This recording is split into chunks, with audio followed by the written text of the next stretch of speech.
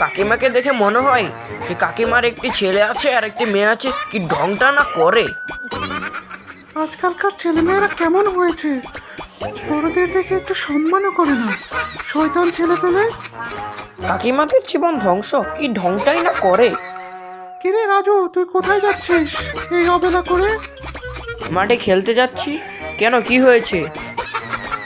তাই বলে school dress পরে তুই এখন অবেলা করে খেলতে যাচ্ছিস মাঠে? এটা কোনো কথা হলো?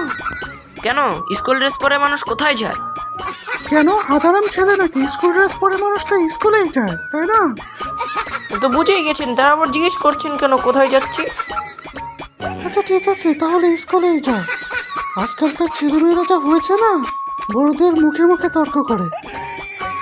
যা উটকো ঝামেলা, স্কুলে যাচ্ছি একটু শান্তিও দিচ্ছে না। ধন্যবাদ সবাইকে।